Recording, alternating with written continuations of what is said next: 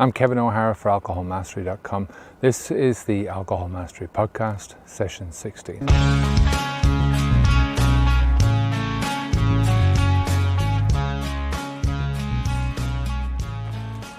Welcome to the podcast.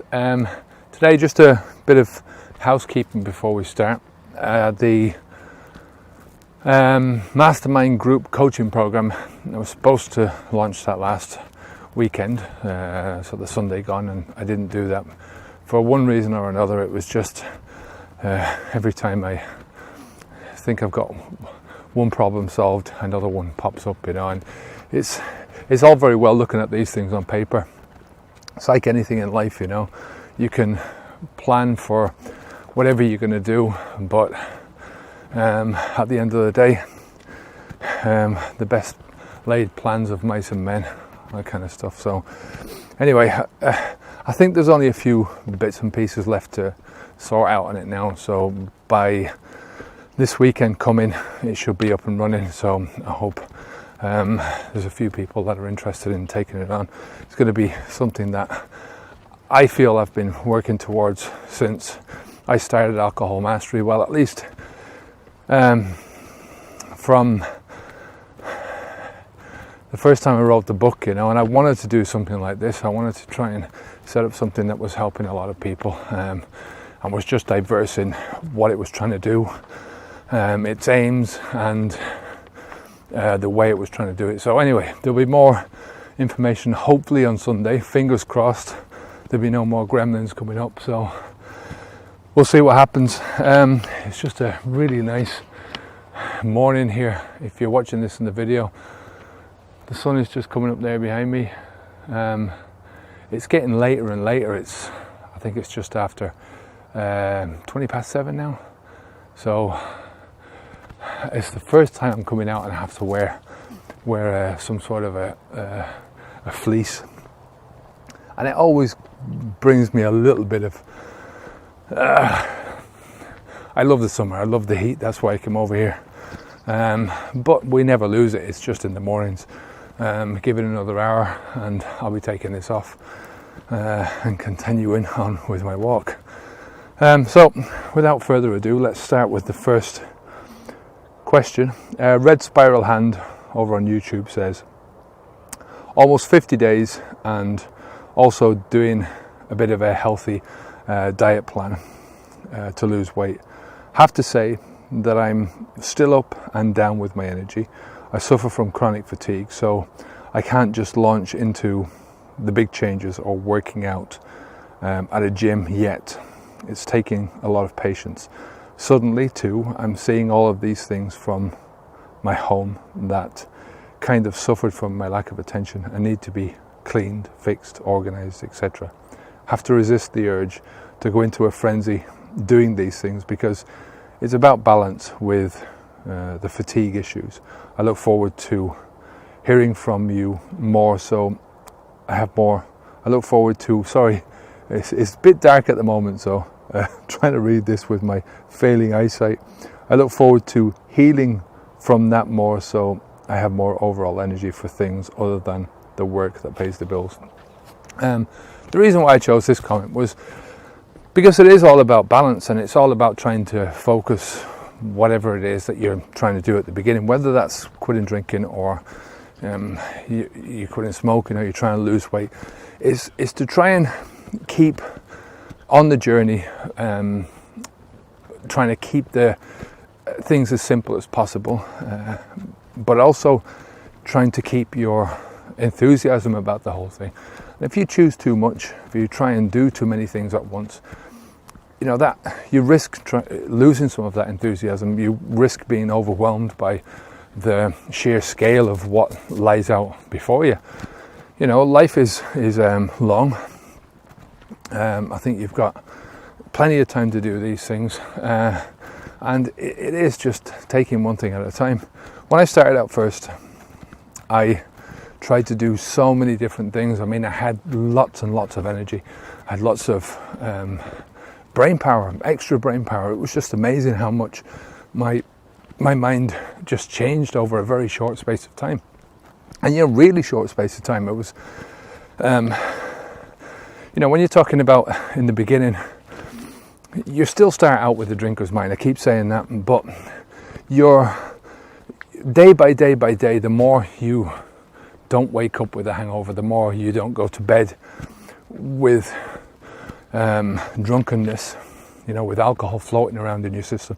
I mean, you know, look at this from the point of view of,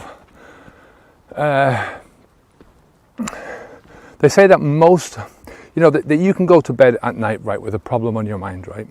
And that a lot of the times you'll wake up in the morning with the solution to that problem, right? At least you'll be 1 or 2 steps closer to that solution. And the reasoning behind that is that your brain, while you're sleeping, is going over this. Your subconscious, you know, is mulling over this problem underneath it all, you know. A lot of people say that that's what your dreams are about, is trying to figure out things. But if you have clouded your mind, if you've toxified your mind with alcohol, this process has got no chance of happening, right? You know, your brain is probably still trying to go through these things, but, you know, what's the end result going to be? Shit in, shit out, really, at the end of the day. So, getting back to what I was saying, when I first started out, I felt that my brain was just pumped. You know, I was so stoked about the extra energy I had, the extra thinking, the clarity of thinking that I had, that I tried to figure out what it was that I wanted to do. Right, I wanted to change this, I wanted to change that, and I started making all these plans. And in the beginning, I tried to implement too many of those plans at once. You know, I went out running, I joined a yoga class in Spanish, and I figured it's a good way of learning Spanish as well, you know. I tried to change a lot of my diet. I tried to change so many different things in my life, you know, and just the way I was doing things. And luckily it didn't affect my drinking. I continued on with that, but one by one the other things just fell by the wayside. And I started getting injuries with the running. I started getting really frustrated with the yoga. I think with the yoga, the thing was that I went to a class. I thought it was just a yoga class on a Saturday, and I paid, I think it was 15 euros extra, 20 euros extra for this one class, and I thought it was they were inviting a couple of people down from Madrid who really knew what they were talking about with this certain style of yoga, and there was meditation mixed in. So it was a whole day of all these different things, and I spent the morning there, and the guy was just talking in Spanish, and I couldn't understand a word he was saying. I mean, I got some of it, but the general, you know, everything, the whole meaning of it, you know, a lot of these things, when you're, you know, it's like taking a philosophy class when you don't know what the hell they're talking about. Most of it's going to go over your head. You might understand a few words, but most of it's going to go over your head. So, and that turned me off a lot of it. So anyway, getting back to what I'm talking about. You say that you know, you haven't joined the gym yet. I've just gone back to the gym now, and it's 5 years later. And my whole thing now is to try and expedite things by getting coaching if I can, you know, if the price is right, and I can find a coach that I trust, I can find somebody that I like, and I did with this guy in the gym, a fella called Jose. He's charging 20 euros an hour, and he really gave me a run for my money. Now I'm on my second week, and it feels like I've been doing it for a month. Basically, I've gone back, and he said the first day was a Sunday, and when I have to drive to get to the gym, it's about 20-25 minutes to get there, and when I'd finished in the gym, when he'd finished the workouts, and it's really just, it's intensity more than anything else. So it's an hour of intense, you know, you're pumping weights on a machine, and you're pumping the hardest weight you can go for, and then you're going, when you can't push that anymore, you go down a step and you go to the next level of weight, and then you try and pump that as hard as you can until you can't do it anymore, and basically so on until at the end of it you're either pumping an empty bar with it's just the weight of the bar or the weight of your arms. There was one exercise when all I was doing was trying to push my arms above my head, and I couldn't, maybe 4 or 5 reps, and that was it. So that was all the thing. It was a full body workout, and in between the sets, he was having me running on the spot, so it was a really intense workout. And by the time I got out of it and got into my car, I could hardly lift my arms up, and I was just praying. I wanted to go to sleep.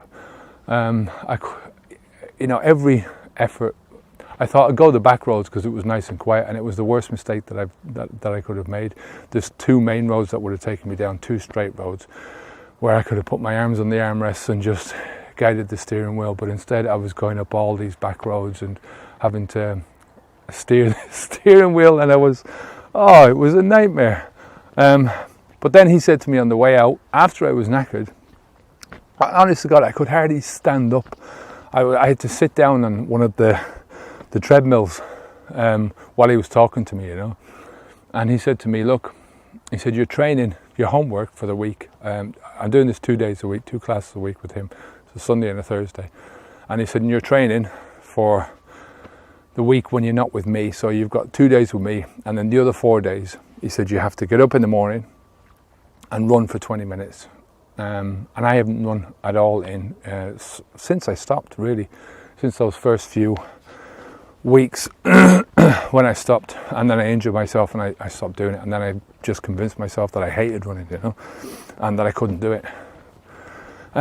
So 20 minutes in the morning, and then I had to come in every evening and do 20 minutes on the treadmill, 20 minutes on the rowing machine, and 20 minutes on the what do you call it, the cross trainer, so that thing where you're moving your arms as well as your legs. And I just thought when I was leaving there, what have I got myself into, this is just going to be a nightmare.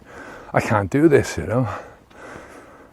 And of course, when I got home and I was relaxing, and I sort of come around a little bit, I said to Esther, I'm gonna have to have a sleep. And I went down into the couch, but there was I wanted to rest, but there was no chance that my body was going to go to sleep. It was just that it needed to calm down, but it was still riled up. I still felt like everything was moving really quickly within my body, and there was no chance I was going to go to sleep. But then, as I say, I calmed down, and once I realized, I started thinking about it. I thought, well, this is what I'm paying for, this is why I have to do this. I've tried many different ways of losing the extra pounds, dieting, and I feel like I've been on one just long diet. I know at the end of the day, trying to avoid the one thing that I know will work, and that's intensive exercise, plus eating the right foods. I mean, I'm already eating the right foods. I think I've done a great job with myself on that, I mean, I have a slip up every so often, but for the most part, I'm on the right track there.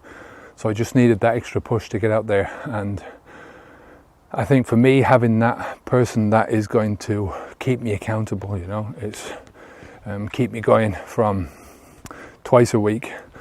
I go into him, and he's in the gym sort of 6-7 days a week, 6 days a week. I think he's off Wednesdays, so he knows if I'm coming in. Do you know what I mean? Not only that, I mean, I'm once I can get onto that level, I think I'm good at pushing myself forward. But my point is that it's taken me 5 years to get to this position where I can tackle this, Next month, I deliberately stopped doing it from now was because I just finished the course, the university course. Just finished my first year doing that, and I wanted to get that out of the way before I went on to this next step of going to the gym. I'm not going to do the second year until next September, because one of the things I learned was it's very difficult to study here in Spain in the summer, when you've got temperatures going up into the 40s Celsius. It is just very hot, and it's difficult to concentrate. So I'm going to start the course, instead of starting it in February like I did this year, I'm going to start it next year in September. So it'll take me all the way through the winter, and it'll be finished by the end of April, I think. So then I've started this thing, and this is going to take me, hopefully by the time I get through 6 months or a year of this, I'll be fit. I'll be able to continue doing this, and I will continue doing this. The next step for me now is I'm getting a personal coach on Spanish. That's starting next month. The middle of October, I'm signing up for it. So hopefully I'll start by the end of October. And that's 5 days a week for an hour every day. Plus there's an online part of this, so online tutorials where I go on and I have to complete a certain amount of things. And again, it's about personal commitment for myself, but it's about that having somebody there who is going to keep me focused and keep me on my toes, you know what I mean, and explain to me where I'm going wrong and where I'm going right is just as important as anything else. But this is all taking time, you know, and if I tried to do these things all together, you know, the chances are that a lot of them wouldn't have worked out. So right, the next one, Victoria O'Shea. Dear Kevin, you're absolutely right, but I have to differ with you a little bit in that I have found for the past 3 months, having not drank any alcohol, that is much easier if I tune into your videos a few times a day. Now she's talking about a video of mine, which is No One Is Coming to Save You, in which I talked about, you know, you've got to do this yourself. She goes on to say, if I tune into your videos a few times a day, last night I almost had a glass of wine while out to dinner. For me personally, I need to constantly listen and think about why I'm doing this, and you really help with that. I know it's a crutch using your videos in a way right now, but I will continue to do so until I get my sea legs. Thanks so much. I mean, the whole point of that video was to say, you know, you need to do as much as you can for yourself. Now, it doesn't matter, you know, your mother or your father could be concerned about you, right? Your sisters or your brothers or your family, your friends, right? There could be 100 people concerned about you, but they're not going to do the job for you, you know. And no matter how much you go to these people and you get moral support from these people, you know, no matter how much you get that kind of push forwards, same what I was talking about in the last thing, you know, if you have a coach, the coach can tell you, this is what you have to do, right? This is the way I want you to do it. I mean, when I got this coach, the first thing he said to me was, I don't like losing, right? This little guy, he built like a little brick shit house, right? He's a small but muscly as fuck, you know? And he said to me, I don't like losing, so it's up to you to put in the work. I can't do the work for you, but if I don't see you doing the work, then I'm not really interested in doing it, right? And I thought that was fair enough. The second time, he said to me, after an intense, and I didn't feel as bad with the second workout that I did, the second full day, he said, yeah, I mean, if you don't want to do the intense, you just tell me, and we can do this off, lifting one weight and lifting the other, lifting one weight and lifting the other, but it's not going to get you anywhere, right? That video was all about trying to say to you, look, at the end of the day, you have to do the work yourself, right? And you can watch as many videos as you want, right? You can watch as many, you can listen to as many audiobooks or read as many books and blog posts and listen to forums and all this kind of stuff, right? But it's not going to take you, if you put the alcohol into your mouth, it's all for nothing, right? So the whole point of it was to say, you know, action speaks louder than words, and it's great to have the words. I really believe I wouldn't be doing these videos if they didn't help. You know, if people weren't getting something from them, what's the point, right? The same with books on the subject or any subject, you know, self-help books are there because people find help with them. They find a direction to go. You know, they find, a lot of people, one of the reasons why people don't do something is because they don't know how to do it. So it takes somebody to explain it to them. Sometimes it takes somebody to push them from behind, and go, look, keep going, this guy, as I'm pushing up the weights and I'm struggling to push up the last thing, he's going, go on, one more, you're a machine, he's going, you're a machine. And I'm like, I don't really respond to that kind of thing, but when there's a guy stood over you and you're trying to do this, it's like, yeah, I'll give, and it spurs you on that little bit more. So I agree with you, right? You need to have the knowledge first to acquire the skills and the techniques that you need to move yourself forward. But at the end of the day, it's always going to be up to you to decide. It's your free will to say, well, your choice to say whether or not you put the alcohol into your mouth. And that's what it boils down to at the end of the day. If no matter how many books or videos you watch, audiobooks you listen to, how many people you listen to, how many great stories you listen to about what people have done and how people have changed their lives because they've stopped this toxin, makes no difference if you're putting the alcohol into your mouth. And if you've never read a book in your life about the subject, if you've never listened to somebody on it about the subject, but you don't put the alcohol into your mouth, you've done a better job than the other person who's listened to all this kind of stuff but is having difficulty doing that one single thing, right? As I said before, at the end of the day, basically it's about not putting the alcohol in, right? First and foremost, right? The rest of it is dealing with the aftermath, right, of the habit, right? So you're breaking down the habit bit by bit by bit, but you can't break down the habit if you're still continuing to do the behavior, which is holding the habit in the air. Next one. I love it in the forest. So it's just one of my favourite parts of this whole journey. It reminds me of being back in Ireland. There's not many places where you can go here in Spain, especially down here in the south, where you've got trees that are this tall. Normally they're only very stunted, small trees. These are obviously a bit older. It's nice, I like it coming through here. The only thing is that when you're in a forest like this, when you're trying to read small writing, it's difficult, the light's not great yet. Titus Bode says, I know what you're saying. I have cut down on my drinking, but I enjoy being drunk. To me, being sober, I feel like a coward and I'm scared of social situations. When I'm drunk, I can take on anything and everyone. Being sober, which I have done, I feel shy and small. How do I overcome this? I do not have many people to turn to because all of my friends are drinkers. So me not drinking isolates me from them. When if I were to push the fuck it button, I would feel something. I don't know what you mean by that last bit, but look, at the end of the day, most of us are starting out from a similar position, right? All my friends at one stage were drinkers. That's just the fact of life.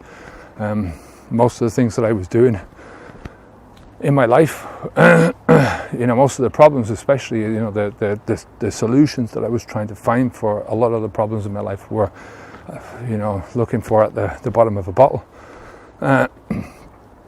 And there is no simple way of getting out of this. I can't say to you, look, this is what you do. If you follow this simple formula, you go to X, Y, Z, that's going to solve your problems, and it's going to solve your problems overnight, because it's not. There is a simple formula. You don't put the alcohol into your body, right, and you deal with things bit by bit, day by day as they come up, and you learn how to do these things. But you first have to understand what the problem is, right? So you've got one of them, right? You can't socialize without alcohol, right? You feel shy when you don't drink, and you feel like you've got a lot more about you when you are drinking, right? If you feel a lot more confident, right? So there are 3 different areas where you can start to work on, and these are areas where you'll find help. They're overcoming shyness is a huge topic. Go on the internet and look. Finding courage when you're not drinking, or finding courage in normal life, in situations. That's a normal part of life, and there's plenty of books and courses that you can take. I mean, this is one of the parts of the mastermind coaching program that I really want to deal with. I mean, it's going to take me a while to get around to this, but you know, trying to get people over these simple hurdles, right, of controlling their emotions, anger control, anxiety control, trying to put themselves into positions where they are confident without the need of any external crutch. You know, these are all things that I want to cover, but you're not going to cover them. You're not going to be able to deal with these things if you don't find that courage to do it from day one and to put yourself out there. You know, many of these things, the problems that we have are because instead of learning how to deal with the problem in the first place, we turn to alcohol or to something else, and we sort of try to sidestep the problem, to work our way around it, to go over it, to go under it, whatever. But we didn't face it on. We never learned the lessons that we needed to learn.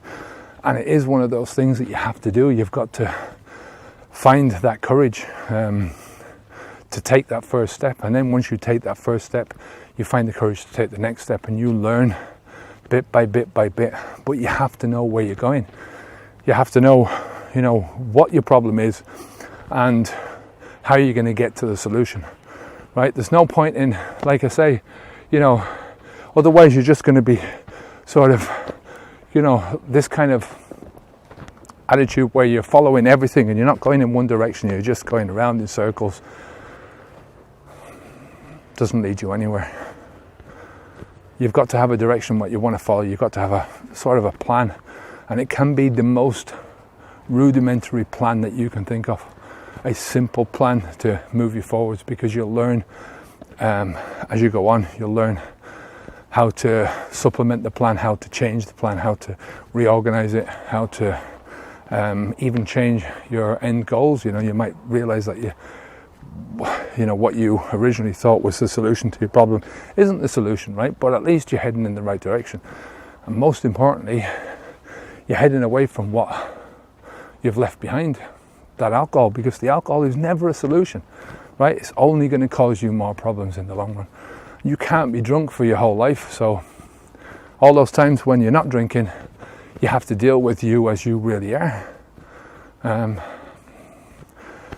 You know, most people, they get so used to drinking that they don't really like themselves who they are, but they don't know themselves who they really are. You know, I didn't know myself. Like I say, you start out with a drinker's mind, and you cannot start out with any other mind. You cannot start out from any other place. You have to start where you are, and you have to move on step by step. That's what learning is all about. It's just taking it minute by minute, step by step. Don't beat yourself up about any of it, right? It's taking it step by step and being kind to yourself, you know, and understanding that it's going to take you a while.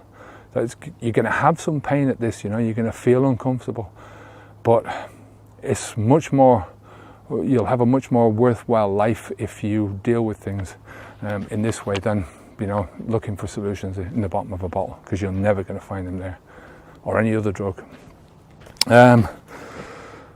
Next question, next comment is from Paul Amaral. Your videos have helped me quite a lot. I tried the AA for several meetings, but really hated the doctrine. I've been alcohol free for 2 years, vegan, and practicing yoga during that time. This has helped my overall health and well-being tremendously. Thank you for your videos. Now, I just wanted to show this video because there's a guy who's being proactive, you know. This is what it looks like for somebody he's not talking about a month after he stopped and he's trying to do all these things. He's talking about 2 years afterwards, right? And he's being proactive in looking for solutions, not to just the one problem, but to many different problems in his life. And he's done it gradually over time, you know. Looking at changing his diet, he's looking at changing his lifestyle in many different areas.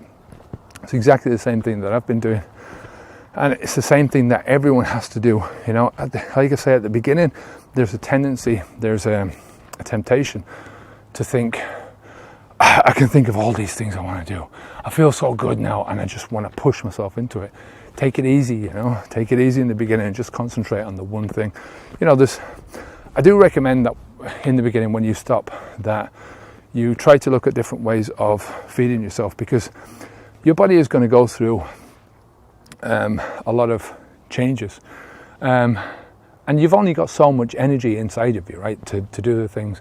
And once your body feels that toxin, that toxic flow has stopped, it's going to divert some of that energy to repairing some of the damage, trying to repair some of it, you know.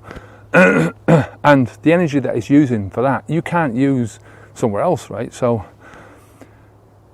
I always try to advise people to cut out as much shit as possible, as much junk food as possible. You don't need that stuff in your life, right? Don't be swapping alcohol out for Pepsi or Diet Coke or any of those things. Try and eat as many whole foods as possible, right? Fruits and vegetables, grains, pulses, things that are going to give you energy and are not going to sap. I mean, every time you take a burger into your body, anytime you take any junk food into your body, you're not only not getting energy and nutrition that you need, but your body is using energy that you would otherwise use to get rid of this stuff out your system. Do you understand? So it's self-defeating. It's more self-defeating behavior. So in the beginning, I do recommend that people try and change the diet a little bit, you know, to eliminate as much of this crap as possible, and to bring in as much exercise, you know, a little bit of exercise, not as much exercise as possible, but a little bit of exercise, and to do this in a very, you know, controlled manner, right? So that was why I wanted to bring up that comment. You know, this guy is just doing, he's just doing a little bit of practicing here and there, and he's done it over a length of time, and it's figuring out what it is that you need. So it's when you, like I say, you start out with this from a drinker's mind, and gradually over time you start to peel back the layers. Like, think about the onion. You take one layer of the onion and there's another layer underneath. And so it's getting rid of that first layer first and getting a grip on that first layer, which is the alcohol. Then once you do that, you can concentrate on the next layer down, right, which might be nutrition or exercise, whichever one you want to deal with, right? Then deal with that and figure it out for yourself. You know, figure out what's the best, what it is that you're eating. This is the starting point again. You're starting out from a guy or a girl who is a junk food junkie, right? You're eating crap foods. This is what you're eating, and this is where you want to go, right? So that's where you're starting out from. This is where you want to go, and that's the same process again, right? Same thing with exercise. You're starting out from a couch potato, right? And where you want to go is here, right? So again, it's starting out from one position, step by step, moving on it. You know, and you'll see this again and again and again, that you're starting out from a particular position.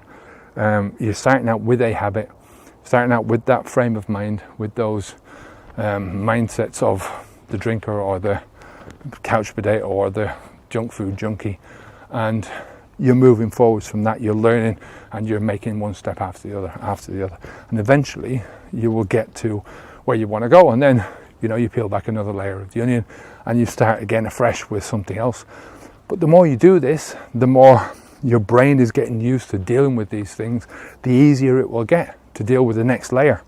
Do you get what I mean? It's not like you have to go back to the beginning again and you're starting from a fresh, you know, as you've just got over the alcohol habit, now you want to deal with the cigarettes and now you're going back to the start again. You're not, because all those lessons that you learned dealing with the alcohol, most of these, 99% of them, can be implemented in exactly the same way for your next habit that you want to get rid of. So it's always a good thing to keep in mind that the more you do this, the stronger you get. You know, you get strength out of adversity. You get strength out of the discomfort that you're feeling the first wave of dealing with the first habit, and then the next one gets easier and easier. Dean Lake says, I'm sure you addressed the following question in an earlier video, but I would like to know how long you drank, how much you drank, and what was your choice of alcohol. I drank for over 30 years, so 30, 33, 34, 35 years, depending on, I started drinking when I was in my early teens, 12, 13 years of age. I didn't drink a lot, but I really started drinking heavily when I got to 18, 19, binge drinking, I should say. What else did you say? How much did you drink? First, you can't drink much when you're young. 3 pints would get me drunk when I was younger. When I stopped, I could drink seldom I would drink more than 10 or 12 pints, right? That was probably my norm if I went out, would be 10 or 12 pints. I think the most I ever drank was probably 30 pints, and that made me sick for probably a week. And I started out early in the day and finished late into the next morning, and it was just, it was stupid. And I probably did that a few times. But on average, probably 12, 15 pints. Never really liked shorts. I just got too aggressive when I was on shorts. Never liked the taste of them anyway, but whenever I did drink shorts, it was just, pandemonium was happening in my head, and that spilled out into my life. And my choice of alcohol was Guinness. That's what I used to drink. So, I think there's a couple more questions, and then I'll stop this podcast. Frank Doffelmeyer says, when I first quit drinking, I even dreamed of drinking. I struggled for a time, and I still do at times, but I've not had a drink for 32 years and don't miss it. Fair play to you, 32 years is a long time. Funny enough, it's something that a lot of people talk about, dreaming that they're drinking. I remember the first dream that I had was a few weeks after, I think I talked about it in one of the earlier videos. A few weeks after I'd stopped. Maybe it was a couple of months, I can't really recall, I haven't gone back to look at it. But I remember waking up and feeling really sickened because I thought that it had actually happened, that I'd had a drink, and I got drunk, and I just woke up feeling really in the pit of my stomach, and it took me a couple of minutes to realise that, thank God I hadn't drank, and it's weird because you sort of think about it and think, well, it's just one of those conditioned responses that you have, that you automatically go back to the thinking of, well, I thought I got rid of this, what the fuck is this coming back to me now, I'm dreaming about drinking. What does that say about me? It must be true that, once an alcoholic, always an alcoholic. It's just, I can laugh about it now because I'm so far away from that now. If I had a dream about drinking now, it wouldn't affect me in the slightest, right?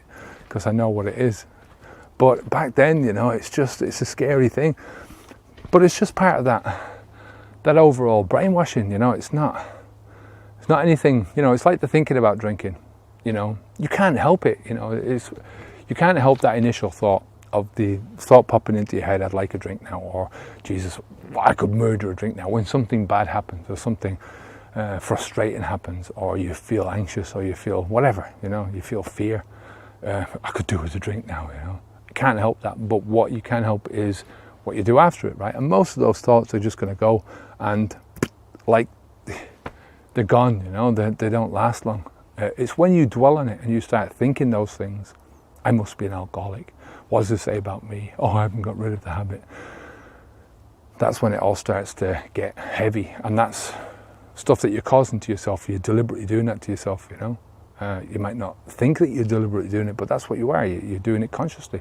And you don't need to do that, What you put into your body, whether it's the food that you put in, the amount of exercise that you push out, this is what you're going to get out, So that doesn't make sense, does it? The food that you put in, right, and the effort that you put into something, right, in terms of exercise, is all going to be dependent on what's going to come out. Why am I so tongue-tied with this kind of stuff sometimes?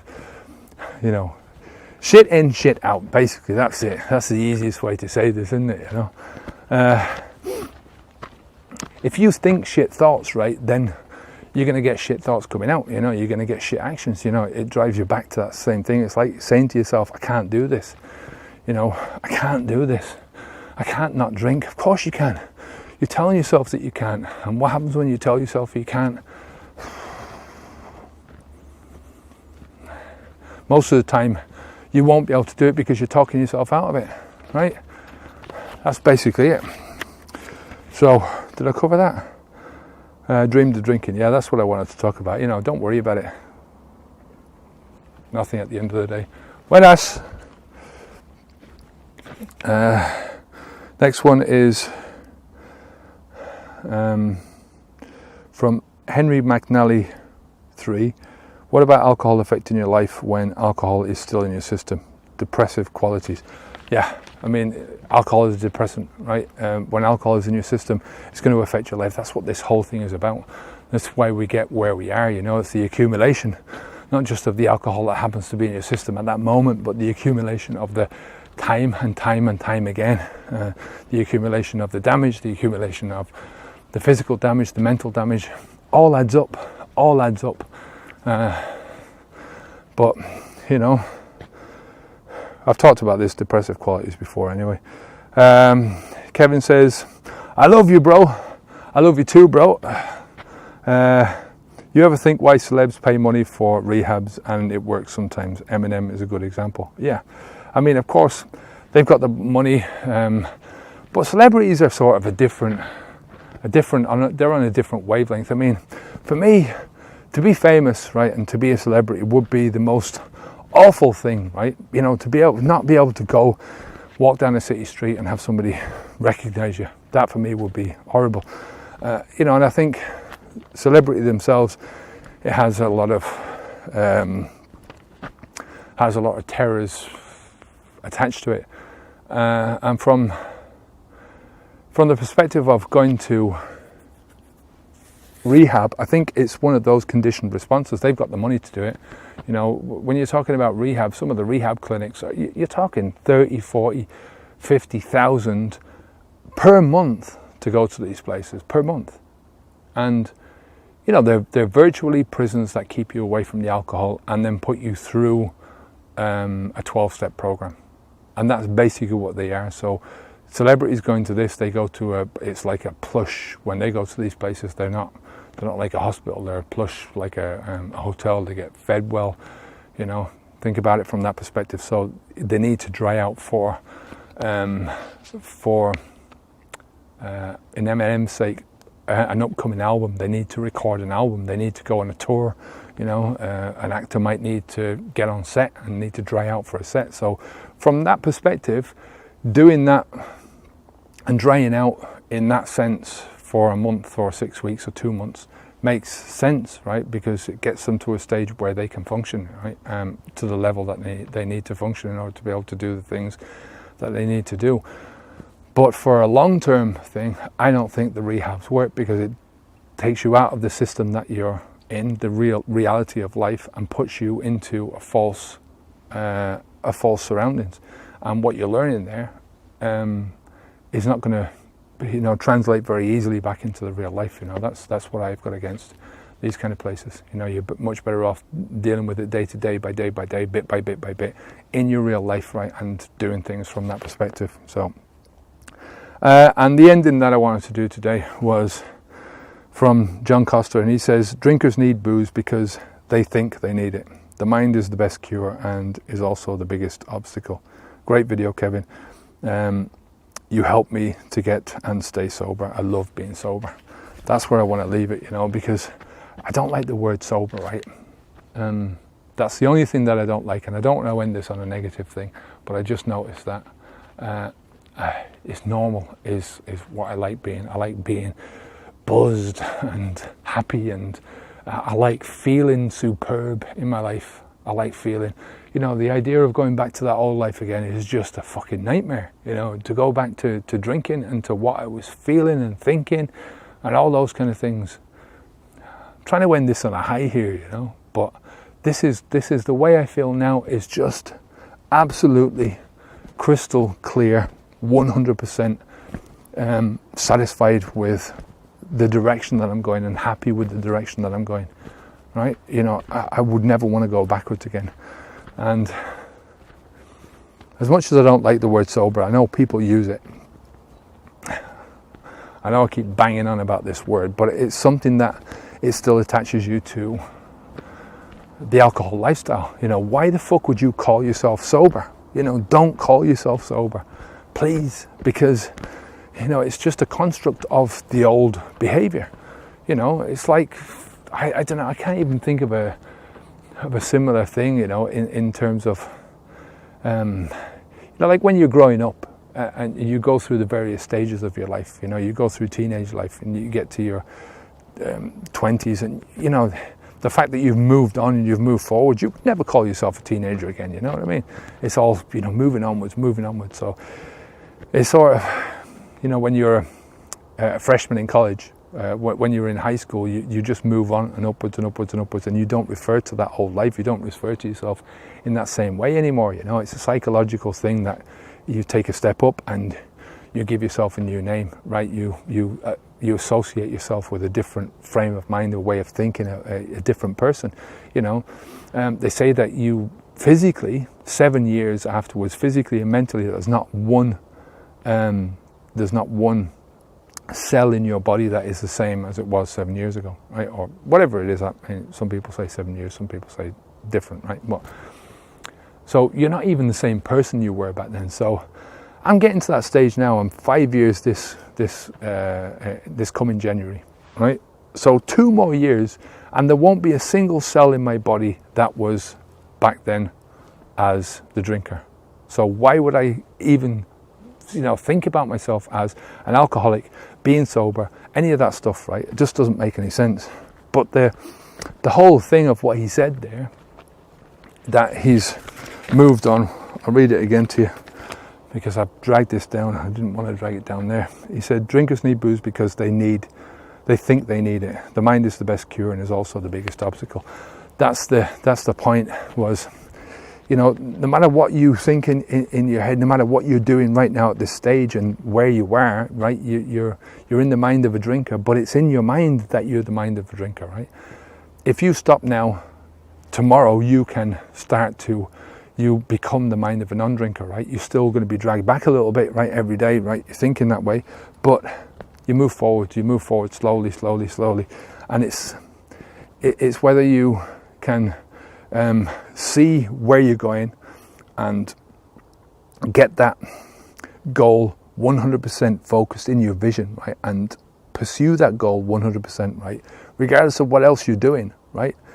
Just like a fucking dog who sees a bone, right? You just go for it and you see it and you don't take your eyes off it until you get it, right? And you just keep pursuing that and you keep feeding the enthusiasm for that, right? Feeding the momentum, you know, feeding that persistence to go and get it, right? This is what you need to develop in yourself, and you develop that slowly. Like I say, 100% commitment at the beginning is what you need, but that 100% commitment that you find in the beginning might not be anywhere near the 100% commitment that you'll find after 6 months or a year. You know, you'll see the difference, right? Once you get to that year, how committed you can really become, right? But you need to have 100% commitment at your level that you are now in order to move forward. So that's what I'm saying about is, but if you have that commitment to doing it and you focus forwards, you focus on where you want to go, you'll have no problems doing it.